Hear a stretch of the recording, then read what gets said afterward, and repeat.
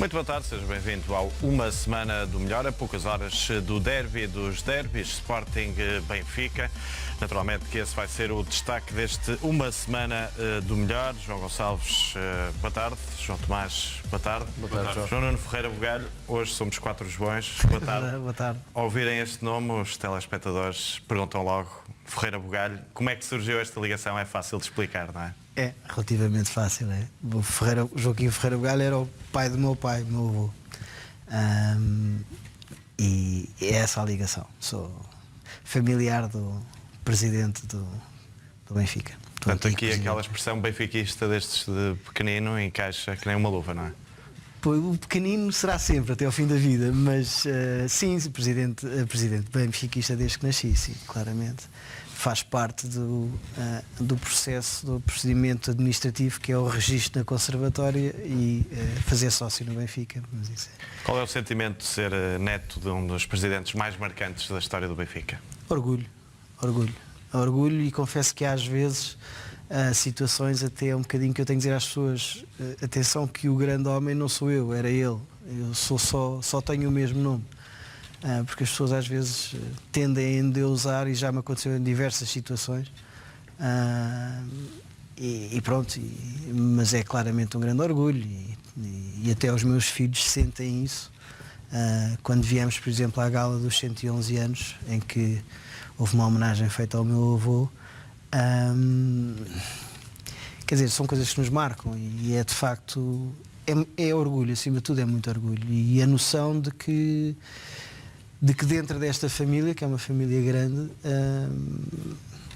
representamos um exemplo, ou herdámos um exemplo, se quiser, e temos respeito, muito respeito a isso. Para estas gerações mais novas que não sabem quem foi o Joaquim Ferreira Bugalho, como é que explica quando lhe perguntam o que é que ele fez como presidente, que explicação é que dá para o mandato? Há uma que é óbvia e é fácil, que é referencial, que é o presidente que fez o estádio, o anterior Estádio da Luz, não é? Que algumas pessoas já não conhecem, mas pelo que vou percebendo ainda é um lugar mítico da história do Benfica, e ainda, por acaso, ontem ou hoje ouvi umas declarações do Tony exatamente sobre isso, a diferença dos dois estádios e de como ele vê os dois estádios. Quando a conversa é um bocadinho mais aprofundada, falo naquilo que era, do que eu sei, daquilo que chegou até mim, do que era o meu avô, que era um homem sério, cumpridor, e completamente obcecado por não dever nada a ninguém, e extremamente rígido nas decisões que tomava, e muito consciente daquilo que fazia, e de uma dedicação imparável às causas em que se metia, sendo a principal da vida dela o Benfica. Ainda se recorda de viver momentos de benfiquismo com o seu avô? Não.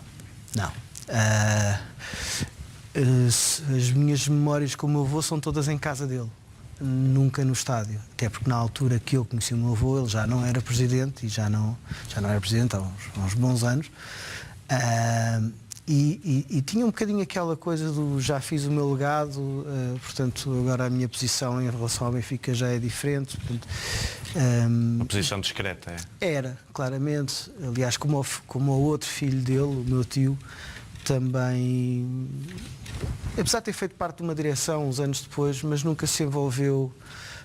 Aliás, foi pela minha mão que ele veio a primeira vez a este estádio, a convite do presidente Luís Filipe Vieira, porque ele dizia, não, as pessoas já nem sabem quem eu sou, já não se lembram de mim, sabem lá.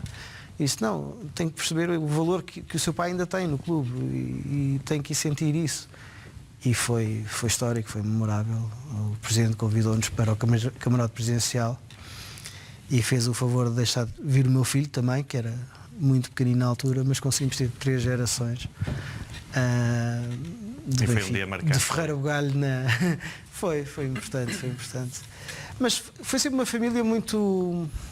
os netos e os sobrinhos e não sei o quê, somos os entusiastas, e o meu avô isto, o meu avô aquilo, e aquelas coisas. Não há ninguém que não venha ao estádio e não queira tirar uma fotografia ao pé do busto do meu avô, mas eles nunca foram assim, não é? Aliás, as várias crónicas que se lêem, principalmente do meu avô, não são muito por aí, são mais de estar por trás e fazer acontecer. Enfim. Como é que foi aquele dia? Para muitos benfiquistas foi um dia para ser suave, com uma carga sentimental forte. O último jogo no antigo Estádio da Luz. Como é que foi para o João Nuno Ferreira Bugalho? Esse dia foi especial, foi marcante? Foi, claramente. Claramente, principalmente por várias razões. Uma delas porque trouxe o meu filho, que era muito pequenino na altura. A minha filha não tinha idade sequer para andar nestas coisas.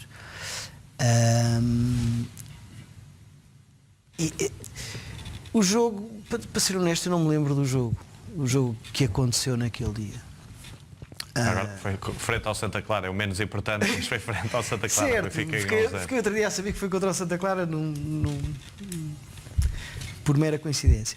Mas eu não me lembro do jogo, lembro-me dos discursos que foram feitos, lembro-me da homenagem que foi feita nos ecrãs do estádio ao meu avô, lembro-me de coisas que foram faladas, lembro-me de promessas que foram feitas e lembro-me de estar sentado no relvado com o meu filho, já na festa pós-jogo, e tentar-lhe explicar o que é que se estava a passar e o que é que aquilo representava para nós.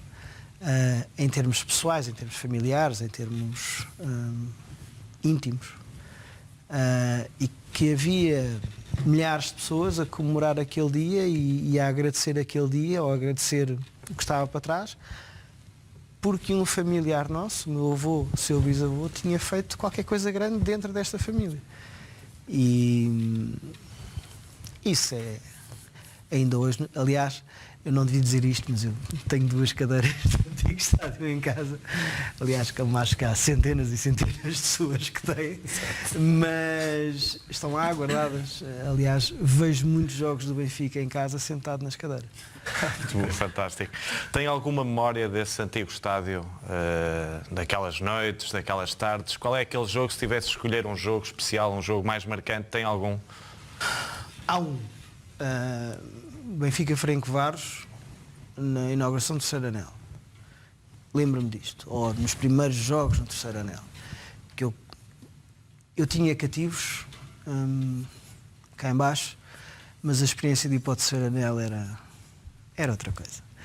E de facto lembro-me, tenho esse jogo na minha memória, não sei explicar muito bem porquê, mas foi um jogo que ficou sempre na memória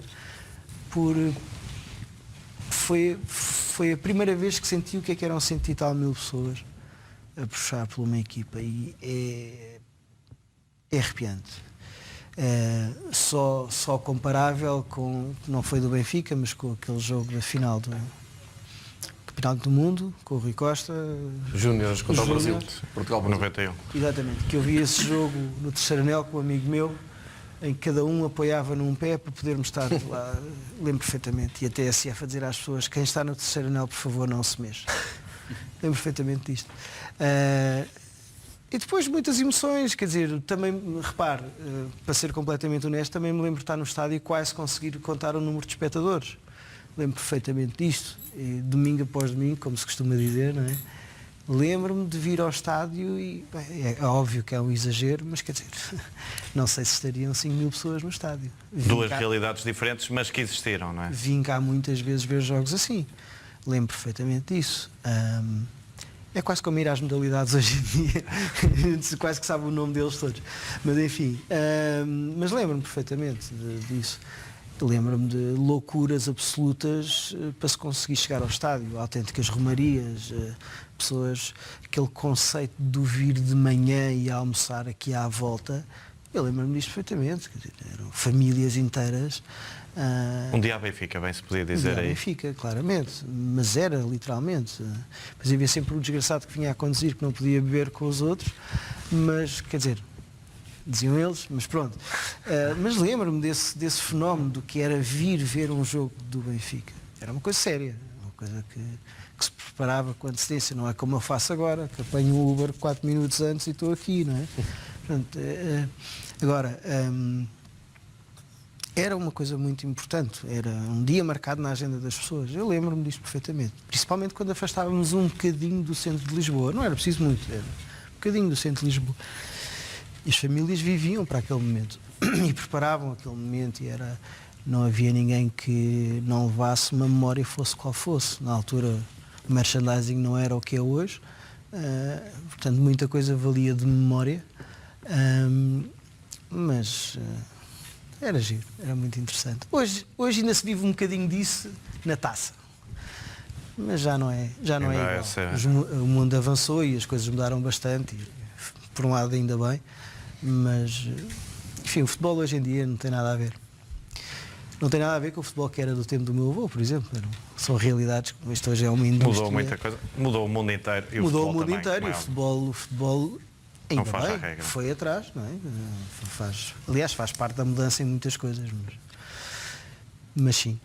João Tomás, sei que gostas de falar da história e de procurar tudo sobre as referências do Benfica. Quem foi, para quem não conhece, Joaquim Ferreira Bugalho? Na minha opinião, talvez o benfiquista mais fundamental na história do Benfica, para além daqueles que fundaram e do Cosme Damião no início.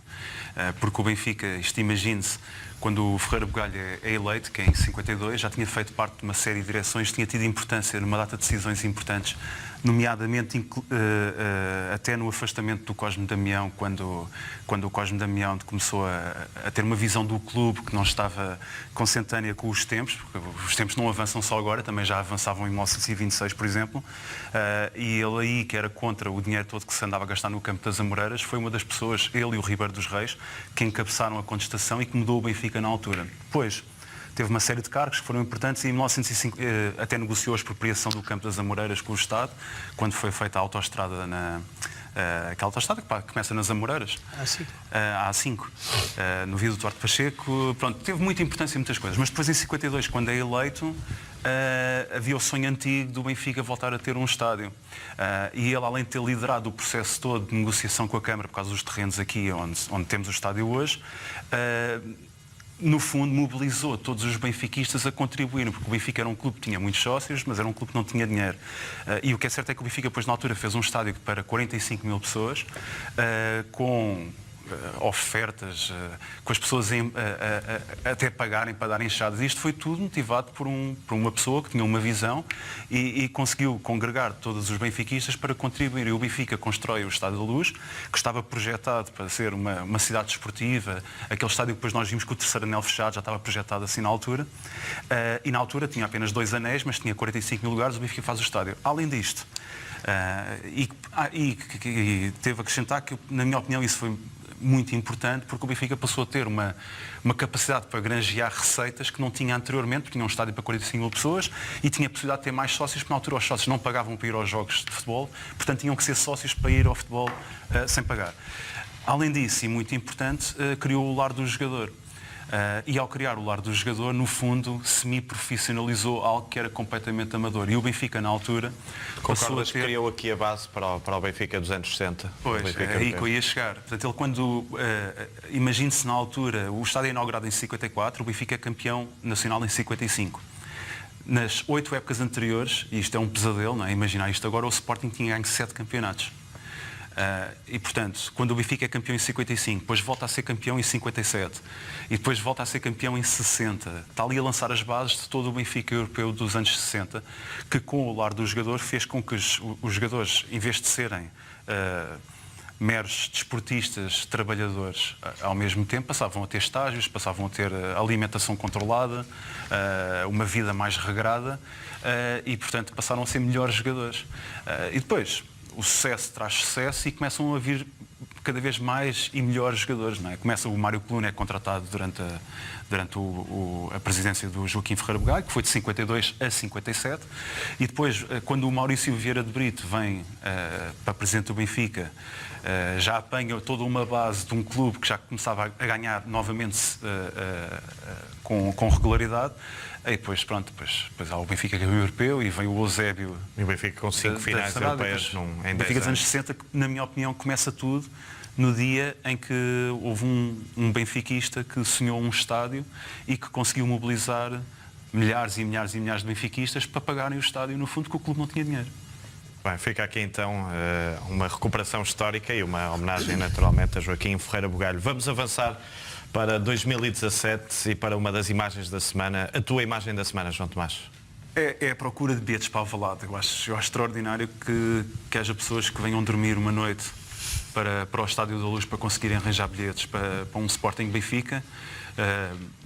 Eu confesso que não seria capaz de fazer isto, ainda mais estar a dar 31 euros ao Sporting é uma coisa que me custa bastante, mas... Há sempre o cartão de sócio do Sporting, não é? Para se utilizar nestas situações. já fiz isso, não é? Como já falámos aqui, hoje em dia não faria. Acho que eu não faria aquilo que houve pessoas que fizeram, que foi passar aqui a noite. Mas admiro-as. Eu gostava de ter essa paciência. E depois os bilhetes desaparecem em 1 hora e tal. Houve algumas críticas à forma como os bilhetes foram vendidos, mas eu não estive lá, portanto não sei se isso é verdade ou se é mentira. Mas, no entanto, eu considero que é admirável, porque são 2.000 e tal bilhetes que desaparecem em 1 hora e tal. E se fossem 5.000 desapareceriam em 2 horas e se fossem 10.000 desapareceriam em 2 horas e meia. Portanto, esta é a força do Benfica, é a capacidade de mobilizar adeptos que não é de agora. Ainda agora aqui falei da construção do Estado da Luz do Antigo e outros casos, muitos casos na história. Isto é apenas um exemplo simples. João Gonçalves, escolheste também MVP da semana, um pouco à imagem da procura de bilhetes. Os adeptos do Benfica já de olhos postos no derby, não é? Escolhi os adeptos do Benfica no geral, não só os que vieram para aqui procurar bilhetes, como todos aqueles que não têm vão ter que ver o jogo longe do estádio de Alvalade. Mas escolhi no sentido em que quando se aproxima o jogo com o Sporting, principalmente em Alvalade e nomeadamente em anos em que o Benfica está a lutar pela liderança e desloca-se ao estádio do rival Lisboeta para defender essa liderança, a tensão sobe imenso e os nervos entre benfiquistas estão no auge. Isto é histórico, sempre foi assim. O que me, ao fim de 44 anos de vida, deparo-me com o seguinte: eu surpreendo-me sempre sou sempre apanhado de surpresa quando vejo que na véspera, às 6 da tarde, estão a chegar as primeiras pessoas a fazer fila para não haver maneira de perderem o bilhete que dá acesso ao jogo. Isto enche-me a alma. É aqui que eu vou buscar depois forças para ganhar motivação, confiança e por aí fora. Porque se falar do jogo, hoje em 2017, é impossível. Ninguém fala do jogo taticamente, tecnicamente, opções, passados, isso não interessa nada. Portanto, é só ruído e eu recuso-me a entrar nesse ruído e, portanto, nesse aspecto, nem quero pensar no jogo. Por outro lado, à medida que se aproxima a hora do jogo, cresce uma ansiedade que eu acho que é normal em todos os adeptos de futebol que acompanham os seus clubes, principalmente nestes momentos mais decisivos. E geralmente quem me motiva é sempre de dentro, nunca é de fora. E são estes companheiros benfiquistas. Eu também luto por um bilhete para Alvalade, também quero estar em Alvalade a ver o jogo ao vivo, prefiro 1000 vezes estar ao lado do Benfica do que ter que ver à distância.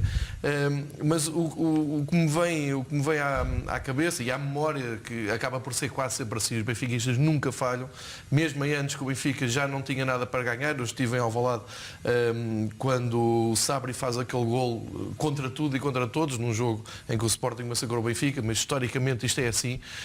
Nós queremos estar sempre presentes neste jogo.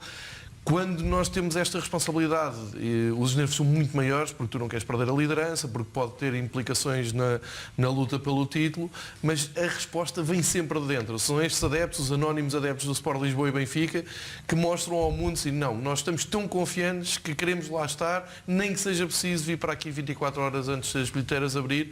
E eu acho que isto, embora já seja uma coisa que não surpreende, é sempre bonito e acaba sempre por ser motivante para todos. É um exemplo, é o melhor exemplo que se pode dar. Não vale a pena dar muitas voltas. Se quiser motivar a equipa, assim, olha, há pessoal que vos quer ver e para isso está a dormir um dia antes das bilheteiras abrirem, só para garantirem presença lá. Aquilo não garante mais nada, não garante ganhos, não garante golos. Garante é que estão lá bem presente ao lado da equipa, não é? Essa imagem é importante e feliz também da tua parte. Já ouvimos aqui que o João Gonçalves, o derby da vida dele é esse com o gol do Sabri. João Nuno Ferreira Bugalho, qual é o derby mais marcante que Não disse mas pode passar isso assim. Pode ser, não é? Pode ser. Eu acho que é o famoso 6-3, sinceramente.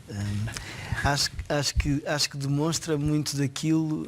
Eu ia juntar isto com a escolha do adepto do Benfica. Faz-me lembrar um bocadinho o que se passou ano passado.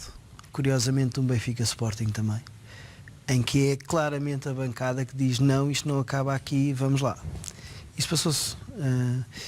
E é quando começam a aparecer aqueles movimentos dos juntos, esse tipo de hashtags que claramente movimentaram toda a gente que vinha ao estádio e os que não vinham ao estádio. Sentia-se na rua essa tensão, esse nós vamos conseguir.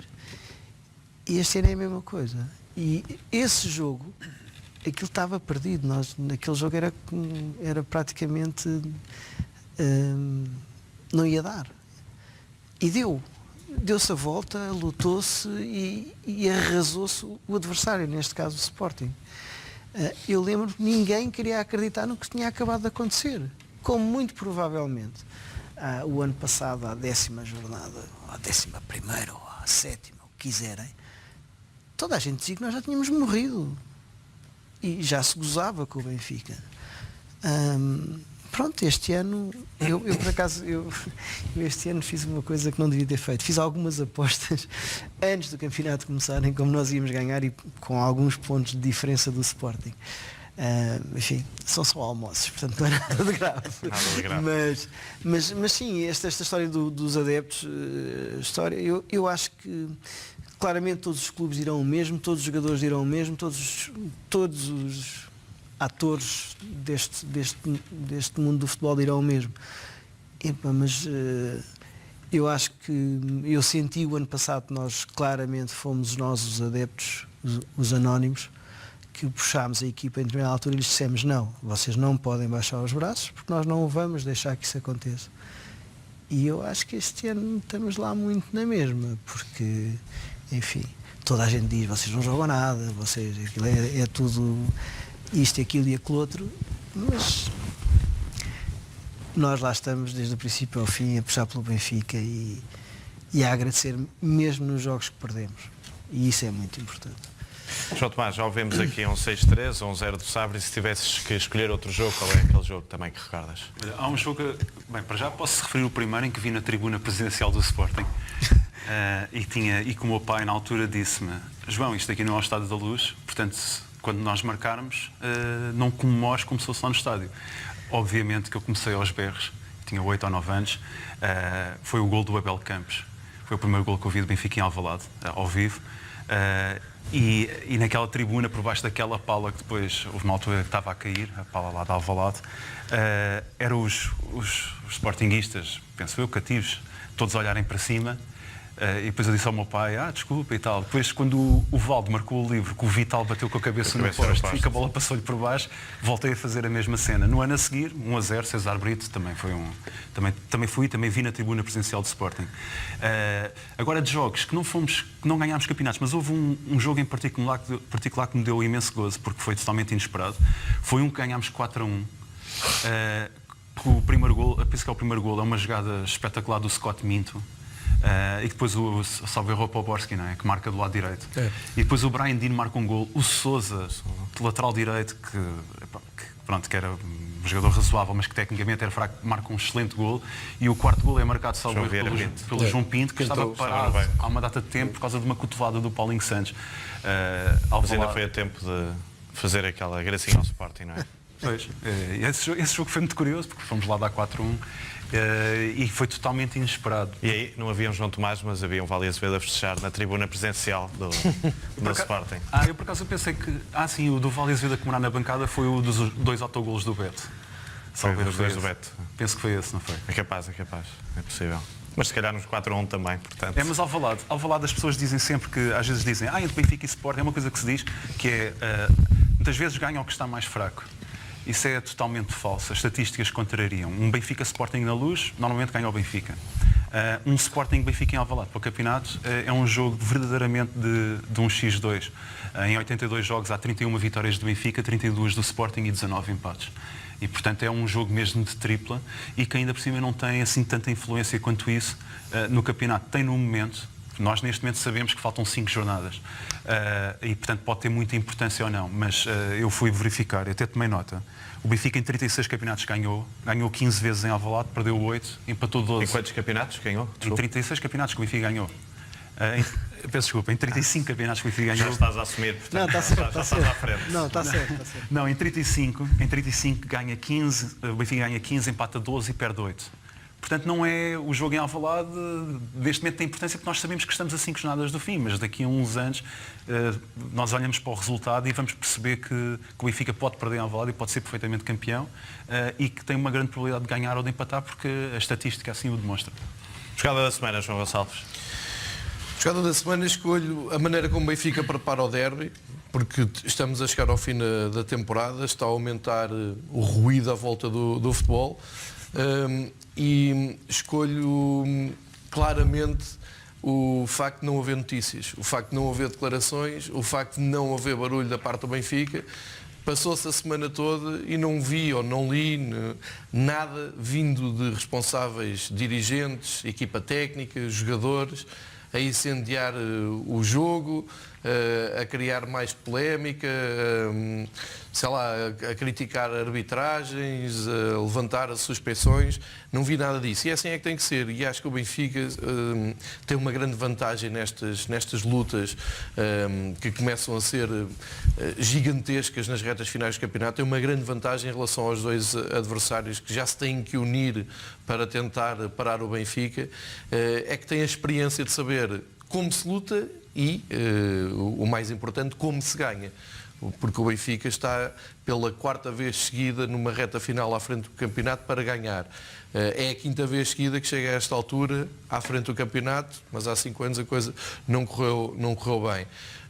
Eu acho que essa experiência acumulada, não só nos jogadores que ainda estão no plantel e que têm vindo a fazer essas campanhas, mas principalmente nos dirigentes e em alguma parte da equipa técnica, é um trunfo muito grande a ser jogado nesta altura. E por isso é que não vamos aqui falar absolutamente de nada que o Benfica tenha levantado durante esta semana, porque o Benfica já percebeu que o que tem que fazer é concentrar-se no jogo, pôr foco no jogo, organizar os seus adeptos de maneira a que eles estejam em segurança a apoiar a equipa. Essas coisas importantes que infelizmente de há 1 ano e meio para cá deixaram de ser tema de conversa nos meios de comunicação tradicionais e o Benfica tem resistido à tentação de ir atrás desse ruído, atrás desse circo que se monta à volta disto, e ainda por cima este ano com fogo disparado dos dois lados, tanto do Sporting como do Porto, que assumem plenamente que se aliam para tentar evitar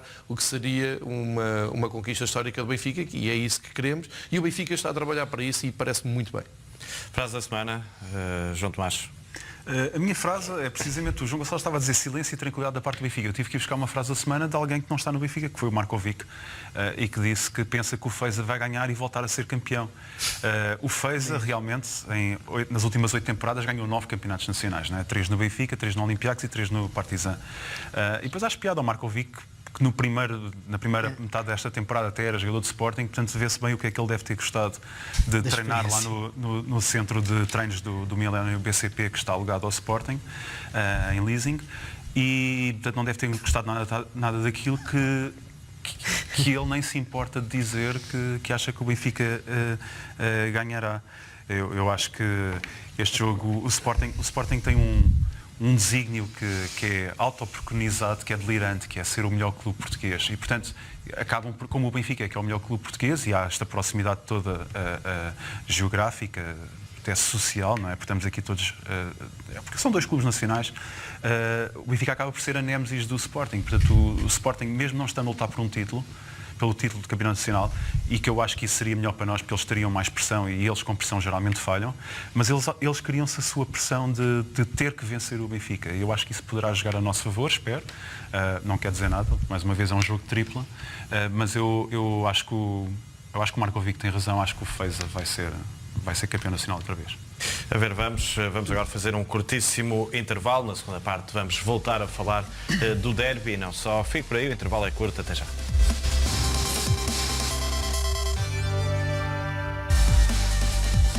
De regresso nesta segunda parte, uma semana do melhor, e há pouco falávamos aqui em off, ao intervalo, João Nuno Ferreira Bugalho, nestas formas de estar, nestas atitudes, nas posturas de um lado e de outro. Há aqui diferenças entre o presidente do Benfica e o presidente do Sporting?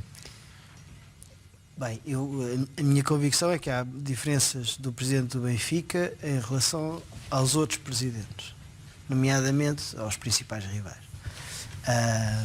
Embora, enfim, o presidente do Porto seja uma instituição do futebol e também já tem a sua postura bem trabalhada. Agora, nomeadamente em relação ao caso do Sporting, está claro há muito tempo que o presidente tem determinadas funções que não tem um chefe de claque. Está claro que um presidente tem funções que não são de treinar a equipa de futebol. E isso do Benfica está muito claro há uns anos valentes.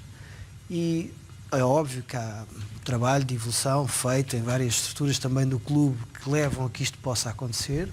Agora, o nosso presidente, quando fala, as pessoas têm que parar para ouvir, porque ele não fala todos os dias e não fala sobre tudo. Fala sobre o Benfica, fala sobre esta instituição, fala sobre estratégia, fala sobre gestão macro, fala sobre visão. Não fala do dia-a-dia, porque isto tem profissionais que são contratados e especialistas nas matérias do dia-a-dia, nas diversas áreas da vida do Benfica. E eu acho que isso faz uma grande diferença de o que é de facto gerir um clube de futebol. É uma coisa assim. Isso transmite também à equipa e aos... Peço desculpa. E claramente isso depois, quando passa para a equipa, tem um peso completamente diferente, porque há um respeito àquela pessoa. O nosso presidente não vê jogos no banco. Eu acho que isto demonstra muito.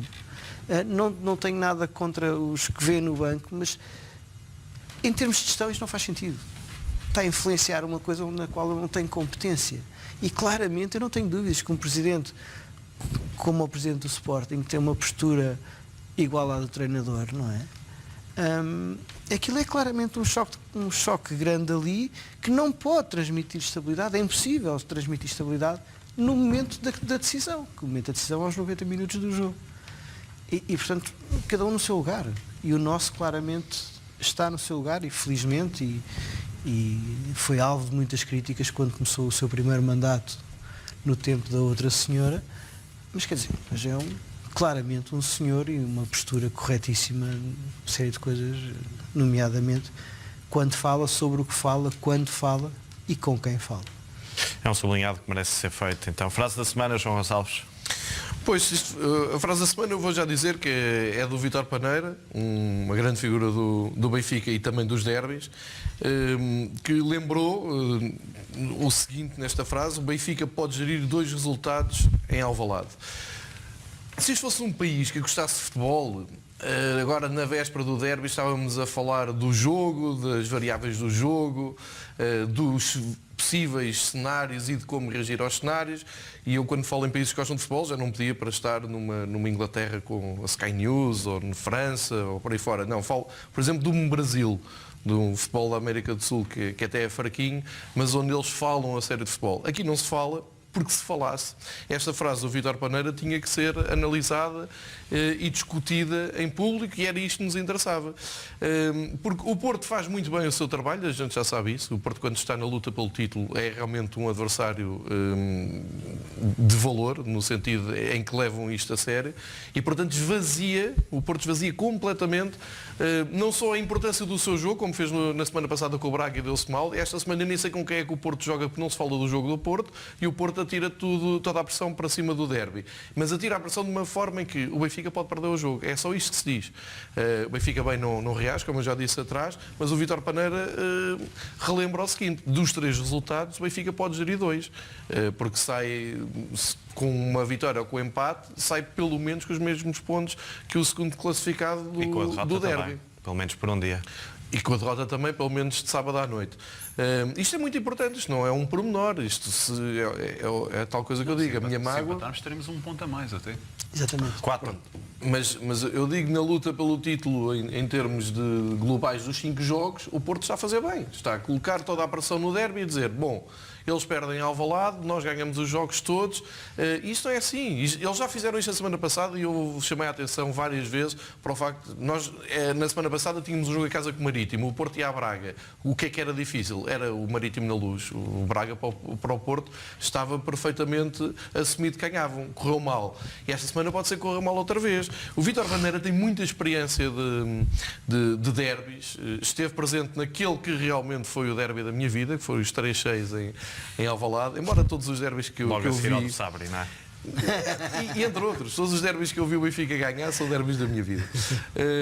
Mas o Vítor Paneira, que tem muita experiência e é um treinador, é uma pessoa que já tem a visão a partir do banco e, portanto, de gerir resultados, gerir expectativas e de comandar homens até ao fim de campeonatos, relembrou isto que eu não vejo mais ninguém falar e, portanto, trago isto aqui ao programa no sentido de temos de ser inteligentes e temos que pensar que o derby nem nos cabe a nós chegar lá e pedir a bola e querer ganhar a todo custo, nem temos que entrar lá para não perder, como já vi na imprensa, que a Juventus foi a Barcelona e fez um jogo muito inteligente. O Benfica não tem nada a ver com isso. O Benfica tem que entrar lá para ganhar como entra em todos os jogos e gerir e ser inteligente durante a partida, ver o que é que vai acontecer. O Vítor Paneira, muito bem, relembra que se calhar a pressão não está do lado do Benfica como estão a tentar passar. Depois logo se vê o que é que o jogo dá, o que é que acontece. Isto já tenho muitos anos de derby, já vi um pouco de tudo. Mas convinha, na véspera, estamos a 24 horas do jogo, convinha esvaziar um bocado a carga dramática que se está a pôr, mesmo porque depois ainda ficam a faltar 4 jogos. MVP da semana, João Tomás. Escolhi o Luizão pela liderança. Ele no jogo com o Marítimo teve 3 situações em que, além de ter feito a assistência para o gol para o segundo gol do Jonas, ele teve 3 situações em que demonstrou ser o líder. 2 que se passaram com o Jonas, em que o Jonas pareceu-me provocado por um defesa do Marítimo, e o Luizão foi lá afastar o Jonas da confusão. E isto aconteceu 2 vezes, uma em jogo jogado e outra na comemoração do segundo gol do Jonas. E depois também na saída para o intervalo, em que o Pizzi foi notoriamente provocado, e o Luizão foi lá correr e afastou, e no fundo pôs ali ordem naquela saída para o balneário, e acalmou o Pizzi. Portanto, eu acho que isto aqui é muito importante nas equipas. O Luizão é um claro exemplo de quem tem ascendente sobre os colegas e até sobre os adversários, penso eu, e portanto destaco-o por isso. Jogada da semana, escolheste também uma jogada da semana passada. Sim, escolhi o Jonas, que voltou a marcar 2 golos no jogo. Ele próprio mostrou contentamento com isso. Ele disse que já tinha saudades de marcar um bis, de fazer um bis. O último tinha sido contra o Nacional, para o Campeonato Nacional. Ele já tinha feito outro. Ele tem 3 bis este ano. Teve 10 na época passada e teve 6 há 2 anos. E ainda fez mais 2 hat-tricks. E depois tem a particularidade de, nos rankings dos goleadores, ele igualou o Isaías em todos os jogos, em golos de todos os jogos, ultrapassou o Humberto Coelho e o Maniche em competições oficiais, e igualou o Joaquim Teixeira em golos do Campeonato Nacional. E o Joaquim Teixeira, e por falar em derby, é um jogador que pouca gente conhece, já se lembra, porque jogou 7 anos no Benfica, do final dos anos 30 até metade da década de 40, ganhou 3 campeonatos e 3 taças de Portugal, e tinha 3 alcunhas, que eram o Semilhas, o Gasogénio e o Marreco. E as pessoas depois podem se rir um bocado disto e não sabem quem era, só que além de ter marcado muitos golos, foi o primeiro jogador do Benfica que em jogos oficiais, pelo menos, fez um póquer contra o Sporting num 5-1, marcou 4 golos. Portanto, imagine-se o que é um jogador, agora, por exemplo, no Sporting Benfica, marcar 4 golos ao Sporting, aos nossos olhos, com a nossa contemporaneidade, fica um dos maiores heróis que pode haver, não é? E este jogador já está muito esquecido, mas foi um grande avançado do Benfica e acho piada a isso, e vamos ver depois quem é que o Jonas apanha, se calhar já na próxima semana. Falar em Jonas, assistência da semana. Assistência da semana, escolhi o Luizão, já referi, mas escolhi também este gol, que foi o segundo gol do Jonas contra o Marítimo, por causa do canto marcado pelo Grimaldo. Eu acho que nós já falámos aqui do Grimaldo aqui algumas vezes nos programas anteriores e também o regresso do Grimaldo, aquela dinâmica toda que ele dá no lado esquerdo e aquela capacidade técnica, mas ele também torna o Benfica mais perigoso nas bolas paradas. Para já em livres e depois também nos cantos, que ele marca a bola muito tensa, com muita força, e se calhar não é por acaso que nós andávamos um pouco arredados dos golos marcados por bola parada, e tivemos um golo em Moreira de Cónegos e agora tivemos um golo quanto ao Marítimo. E pronto, há essa coincidência do Grimaldo ter regressado. E não é por acaso que o escolheste para o 11 da tua vida, cá está mais um exemplo Dos que vi jogar. desta explicação. Avançamos para a imagem da semana, João Gonçalves. Escolha como imagem da semana exatamente o Estádio da Luz neste último jogo, portanto o jogo mais recente que realizado no Estádio da Luz, relembrando que foi o antepenúltimo jogo desta temporada.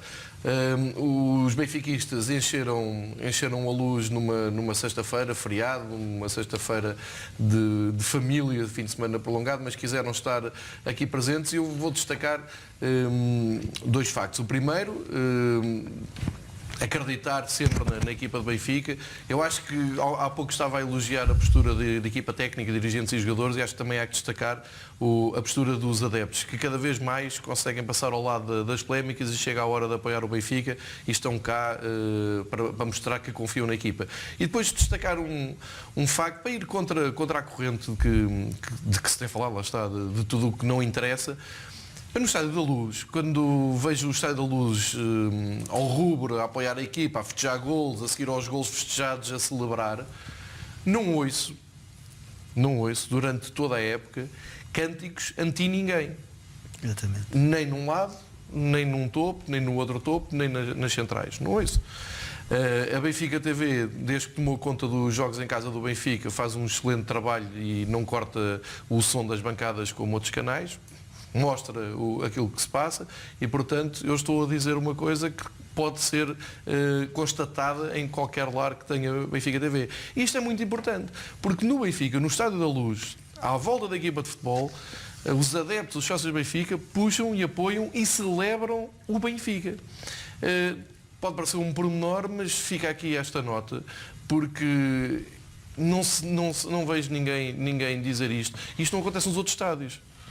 Não acontece no estádio dos rivais, não acontece nos estádios onde o Benfica vai jogar, seja ele qual for, e portanto fica esta nota porque isto também foi uma mudança que tem acontecido dentro do Sport Lisboa e Benfica nos últimos anos, não foi assim há muitos anos, e também é um sinal de maturidade dos adeptos, todos, sem exceção, adeptos que vêm ao Estádio da Luz, sócios com cotas pagas e que querem apoiar o Benfica. E como ninguém faz esse elogio, faço eu, se calhar até me fica mal porque sou um dos adeptos que não costuma falhar jogos, mas estou apenas a constatar um facto que não vejo destacado em lado nenhum. E é um facto relevante para a conversa. E há pouco falávamos, João Nuno, daquele sentimento que invadiu os benfiquistas quando abandonaram o antigo Estádio da Luz. Mas olhando agora, mais de 10 anos depois, foi uma aposta ganha este novo estádio? Não tenho dúvidas. Claramente. O antigo estádio é um bocadinho... Vamos ver. É a saudade, é o nosso fado. Nós temos muito esta coisa, não é?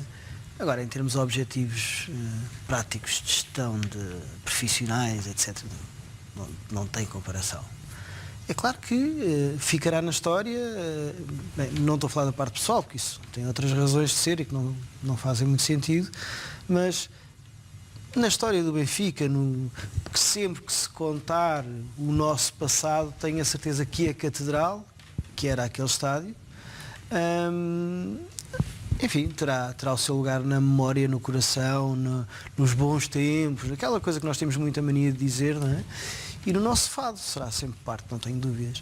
Agora, quer dizer, estamos a falar de uma infraestrutura desportiva que não tem a mínima comparação, quer dizer, não dá para comparar. Além das exigências todas que surgiram, entretanto, há uns valentes anos atrás, para a construção e recepção de público nos estádios, quer dizer, isto é uma estrutura funcional. O Estádio da Luz antigamente servia literalmente para jogar futebol e pronto, depois tinha as outras modalidades noutros equipamentos desportivos.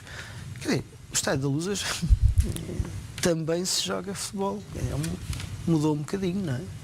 Aí eu não tenho a mínima dúvida. permitem-me só pegar nesta ideia. mudança de mentalidade dos adeptos. Para mim, na minha cabeça, eu digo isto, isso que acabaste de dizer, eu digo isso quase todas as semanas. E para mim está na memória o jogo que nós jogámos contra o Celtic, em que eles ocuparam o topo norte todo.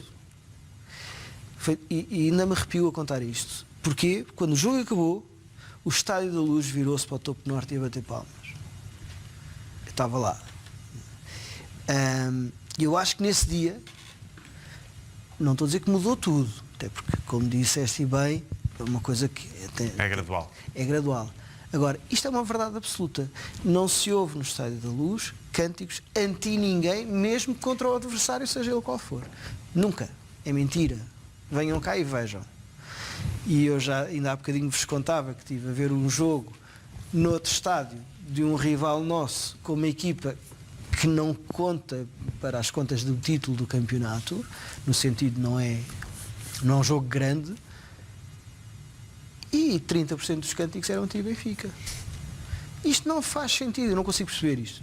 Ou seja, isto suporta aquela teoria que sou mais anti-Benfica do que pró o meu clube. Enfim, eu não gostava de ir tão longe, mas às vezes dá essa sensação, quer dizer, parece isso. Comemorar um gol contra o Marítimo e estou a inventar, portanto não estou a dar nenhum caso particular. Marcar um gol contra o Marítimo e estar a dizer mal do Benfica, quer dizer, em vez de celebrar o gol que se marcou contra o adversário. Eu não consigo perceber isto. Eu acho que isto é medíocre, basicamente é isso. Como desportista e como fã do desporto, acho que é medíocre. João Tomás, numa palavra, como é que catalogas isto que se faça muitas vezes? Eu acho que é desprezível. E dá Apenas isso. E dá pena. Não dá pena. Há pouco eu estava a dizer que o Sporting encara o Benfica como a sua nêmesis. O Porto também, não é? O Sporting é uma questão de evolução desde o início dos tempos do futebol em Portugal. O Porto é uma questão regionalista. O Benfica é um clube que é nacional, faz muita confusão que na própria cidade do Porto haja tantos benfiquistas e eles nunca conseguem ultrapassar isso. Mas depois o que é engraçado é que depois são castigados com isso, por causa daquele discurso todo bacoco que o Porto tem tido nos últimos 30 e tal anos. Impediu, apesar de todos os sucessos que tiveram, de crescerem a nível nacional, como um clube que tanto ganhou poderia ter crescido. É bem feita. Foi como o centenário. Quando inventaram a data de fundação para 1893, comemoraram o centenário em 1993. Não apanharam a onda toda do futebol moderno, entre aspas, de 2004, que o Benfica apanhou e que o Sporting apanhou em 2006, em que se fartou de faturar com isso. Assim, vale a pena recuperar os números e desde 87 o Porto tem 20 campeonatos, mais do que o Sporting em toda a história, portanto, para um clube regional aí também tem que se lhe diga. E tem faturas pagas de agências de viagens, de árbitros que foram passar feiras ao Brasil e tem coisas assim desse género também. Vale a pena. E agora tem outras questões que o João Gonçalves daqui a pouco vai falar, mas para já que apanha a Red Pass Assistência da Semana, não é, João Gonçalves? Um pretexto para apelar mais uma vez às pessoas que ainda não conseguiram ou não quiseram aderir a esta campanha de Red Pass, que não é mais do que ter um cativo no Estádio da Luz por um preço simpático e de maneira a poder ver todos os jogos e garantir a presença nos derbys, nos clássicos, sem ter que ir para filas, como vimos há pouco. E uma campanha muito interessante do Sport Lisboa e Benfica, que permite já tirar o Red Pass da próxima época e assistir aos 2 últimos jogos. Sim, só faltam 2 jogos no Estádio da Luz este ano.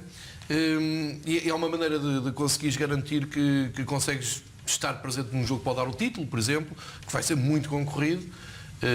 E vou aproveitar esta escolha para dizer, este estádio, acho que, como o João disse, já caiu no goto dos benfiquistas. O estádio antigo nunca será esquecido, não é por razões familiares nem pessoais, é uma referência do Estádio da Luz. Para a minha geração é o Estádio da Luz. E tu não me perguntaste nada, mas eu vou dizer, aquilo que me fascinava no Estádio da Luz, além de tudo o que já falámos aqui ao longo dos programas, eram as torres de iluminação, que nunca vi coisa mais linda em nenhum estádio do mundo, e eu sou uma pessoa muito curiosa com os estádios do resto do mundo de futebol. E tu estavas a falar de um jogo que é dos primeiros jogos que fez no Terceiro Anel, eu lembro-me do jogo que inaugurou a eliminação das torres do Estádio da Luz, mas a eliminação a última, quando houve um reforço para os jogos à noite, porque era fraquinha a eliminação, e foi com o PSV. Curiosamente as lâmpadas eram da Philips, portanto terá sido tudo Já agora que combinado. falas nas torres, havia ali um momento que eu particularmente não gostava, campeão 93-94, naqueles 11 anos, ter parou. 93-94, parar ali, mais valia ter tirado ao fim de 2 anos. Mas sabes o que é importante? O Benfica não tirou. Para toda a gente se lembrar cada ano que passava, Exatamente. que era mais um ano que não Sim, tínhamos mas há jogado. coisas que mais valia esquecer. Mas é a minha opinião, obviamente. Não, e bem, eu também desejava que aquilo saísse, mas muito bem, o Benfica, se fosse outro clube qualquer, se calhar tirava isso logo ao fim de 2 anos não ter ganho. Mas aqui acreditava-se Nesse ano aspecto, que o Sporting é mais atrevido. O ano passado meteu no relevado uma palavra campeão. é verdade. Portanto, Deixa-me só em meio minuto dizer o que é que eu gostava mais das torres de alimentação, rapidíssimo, eram os azulejos com os nomes Exatamente, era o que eu ia das falar. pessoas que contribuíram. É verdade. Isso é uma marca do Benfica, assim como se contribuiu para o estádio, passado uns anos, quando depois foi no Benfica Arts, salvo erro da Taça dos Países Europeus, em 60, tinha lá os azulejos com os nomes das pessoas todas que ajudaram o Benfica a pagar. Fantástico, É verdade, sem dúvida. é verdade. Assistência, jogada defensiva, aliás, da semana, João Gonçalves. Pois, já fizeste ali uma introdução. Como jogada defensiva, traga normalmente uma escolha que é fora do âmbito do Benfica, mas que também passou assim um bocado assim ao lado. Castigos a Brahim e Luís Gonçalves. Eu disse aqui na semana passada, não sei se lembram, que estávamos aqui a pôr o foco todo no Benfica Marítimo e até no derby. Né? Já na semana passada se falava no derby. E o Porto, muito bem, tirou toda a pressão do seu jogo em Braga, apostou tudo no derby, apostou tudo até talvez no Marítimo, não sei se estavam a contar que o Benfica perdesse aqui pontos, e depois esqueceram-se do essencial, que era, tinham que se concentrar naquele jogo. O Luís Gonçalves, que é um dirigente que espelha toda esta mudança do Porto nos últimos meses, que foi um regresso ao passado. O Luís Gonçalves estava ligado ao passado do Futebol Clube do Porto, é um produto daquele Porto que o João ao bocado estava a falar das faturas de viagens de árbitros, por exemplo, e estava perdido, a fazer a sua vida tranquila no Shakhtar, penso eu. Voltou para dar aquele cunho antigo ao Futebol do Porto. Viu muito nervoso aqui no final do jogo com o Benfica, do Benfica-Porto, e viu ainda mais nervoso agora ali em Braga, num jogo que até lhe valeu uma suspensão de 30 dias, porque não se pode dizer coisas como eu li no relatório do árbitro, como vais ter uma carreira curta. E depois só uma nota para o castigo do Brahimi. Realmente o Brahimi, aqui a questão não é se falou em português ou em francês, ou se encostou a cabeça ou não. A minha questão é, o Brahimi sai de campo já de cabeça perdida. Portanto, o Brahimi vai sentar-se no banco, não contente com a substituição, que lá está, se fosse um país que se interessasse por futebol, discutia-se porque é que o Nuno tirou o Brahimi naquela altura do jogo. Eu, não percebendo nada de futebol, e muito menos do Futebol do Porto, achei um disparate, porque é dos jogadores mais valiosos que o Porto tem. O Brahimi não ficou bem, emocionalmente não estava contente e descarregou daquela maneira. Vale 2 jogos de castigo numa ponta final de 5 jogos. E se fosse no Benfica era uma tragédia, era um jogador que tinha perdido a cabeça. No Porto não, é uma injustiça porque o árbitro o expulsou. Deixo estas notas aqui em aberto para ver se volta-se a pôr o foco no que realmente importa. E não vejo ninguém perguntar ao Nuno Espírito Santo, porque é que tirou o Brahim e se ele não terá ficado afetado com isso. São questões de texto no ar. E questões de futebol que também valia a pena às vezes perder alguns minutos para falar também de futebol. Vamos, João Nuno Ferreira Bugalho, é um clássico aqui numa Semana do Melhor. Vamos ao 11 Já sei. da vida enquanto benfiquista. Isto é uma injustiça. Quer o pedido que é feito, e eu vou-me esquecer garantidamente de alguns jogadores que de facto foram extremamente brilhantes, referências enquanto por cá passaram, ou cá estão. Mas, bem, há um que eu não posso esquecer, até porque tive o privilégio de o conhecer pessoalmente, que é o Manuel Galrinho Bento. Acho que é uma instituição desta casa, dentro e fora do campo. O Shell, há bocado não falámos, quando estávamos aqui a trocar umas ideias, acho que o Shell foi claramente um exemplo do que é ser benfiquista, aliás ainda hoje o demonstra. Mas já agora para a baliza, eu acho que é difícil passar ao lado do Ederson. Acho sinceramente, acho que é pode vir a ser de facto um grande guarda-redes a nível mundial. E já estamos a jogar com 2 guarda-redes, então. Já estamos a jogar com 2 tática guarda-redes. mais Mas inovadora, escolho o Bento, ok. Vou focar no 11. À defesa, adoro o Nelson de Semedo. Acho que é um miúdo que faz a diferença. O Luizão, Garay, e gostava muito de ter cá o Coentrão, se bem que ele andava muito lá para a frente, mas também gostava quando ele estava mais cá atrás e atacava. Ao meio, são todos históricos, curiosamente. Bem, há o Rui Costa, que não dá para dar a volta. O João Pinto, que foi das coisas mais estranhas que eu vi acontecer no Benfica do passado. O Aimar e o inevitável Chalana. Quer dizer, não dá para não ter o Chalana a jogar. À frente, o Nenê e o Eusébio, basicamente. É uma coisa simples. Como vê, eu percebo imenso de estratégia de futebol e de tática. E penso que estamos com 13 jogadores, o que não tem mal, fazemos já as substituições com o Ederson e com o Shell, com 4 aí no meio campo. Mas para o banco há uma época que... Essa é talvez a época que lá para trás, não é? Lá muito para trás, que eu não me esqueço. Até porque às vezes troco algumas ideias com alguns deles. Que é a época dos suecos. O Schwarz... Martin Pringle também, não Não. O Terno, Magnussen. O Schwarz, Magnussen, que é um louco do Benfica. E o treinador, obviamente. É inevitável também. Exatamente. O Eriksen. Sven-Göran Eriksson. Muito bem, para terminar, a jogada ofensiva da semana, João Tomás, e rapidamente... Acho que vamos ouvir, não é? Do António Simões, no Contador de Histórias.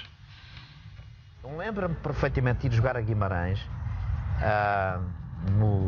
ainda no Clavo. Jogava um jogador brasileiro, Caissara, lateral direito, muito bom jogador, duríssimo. E logo no início da minha carreira,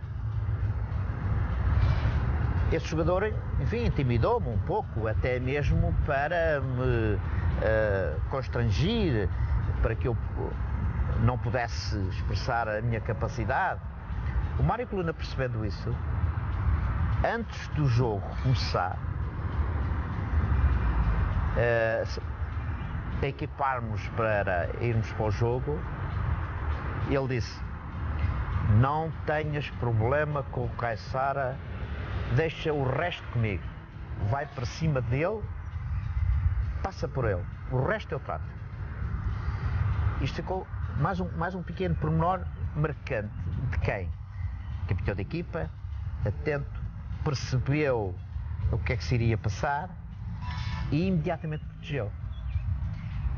Isto faz-nos crescer, isto faz-nos apreciar, isto faz-nos cultivar a amizade, isto faz-nos cultivar o respeito, o companheirismo, o compromisso, a equipa, tudo isso.